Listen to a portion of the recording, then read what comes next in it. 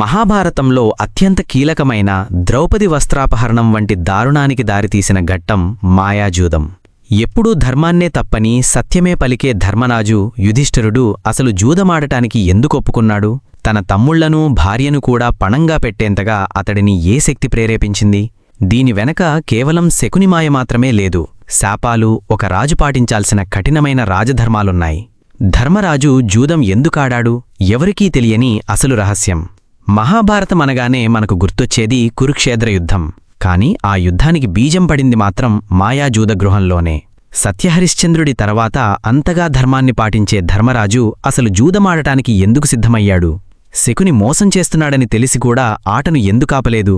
దీని వెనక వ్యాసమహాభారతంలో దాగి ఉన్న ఎవరికీ తెలియని 3 భయంకరమైన కారణాలు తెలుసుకుందాం. 1. రాజధర్మం, క్షత్రియ నియమం. ఆ కాలంలో రాజులకు, ముఖ్యంగా క్షత్రియులకు కొన్ని కఠినమైన నియమాలుండేవి. వాటిలో అత్యంత ముఖ్యమైనది ఆహ్వానాన్ని తిరస్కరించకపోవడం. ఒక క్షత్రియుడిని ఎవరైనా యుద్ధానికి పిలిచినా లేదా జూదానికి పిలిచినా నేను రాను అని వెనకడుగు వేయకూడదు. అది క్షత్రియ వంశానికే అవమానంగా భావించేవారు. ధృతరాష్ట్రుడు హస్తినాపురం నుండి విదురుణ్ణి పంపి ధర్మరాజును జూదానికి ఆహ్వానించాడు. పెద్దనాన్న అయిన ధృతరాష్ట్రుడి ఆజ్ఞను, క్షత్రియ నియమాన్ని గౌరవించడం కోసమే ధర్మరాజు జూదశాలకు అడుగుపెట్టాడు. 2. వ్యాసమహర్షి ఇచ్చిన శాపం, హెచ్చరిక. రాజసూయ యాగం ముగిసిన తర్వాత వేదవ్యాస మహర్షి ధర్మరాజును కలిసి ఒక భయంకరమైన నిజం చెప్తారు. ధర్మరాజా, రాబోయే 13 ఏళ్లపాటు నీకు గ్రహస్థితి అస్సలు బాలేదు.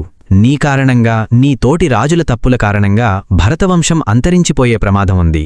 ఇది విన్న ధర్మరాజు ఒక కఠినమైన ప్రతిజ్ఞ చేస్తాడు. నా వల్ల ఎలాంటి యుద్ధం రాకూడదు. నా తోటివారు ఏం చెప్పినా నేను ఎదురు చెప్పను, అందరితో శాంతంగా ఉంటాను అని అనుకుంటాడు. అందుకే దుర్యోధనుడు, ధృతరాష్ట్రుడు జూదానికి పిలవగానే తాను కాదంటే ఎక్కడ గొడవలు మొదలై యుద్ధానికి దారితీస్తుందో అనే భయంతో శాంతిని కాపాడడం కోసం జూదానికి ఒప్పుకున్నాడు. కాని అదే యుద్ధానికి దారితీస్తుందని అతను ఊహించలేదు. 4. శకుని మాయ, కపట వ్యూహం. ధర్మరాజు జూదశాలలోకి అడుగుపెట్టేటప్పుడు దుర్యోధనుడితో ఆడతానని అనుకున్నాడు.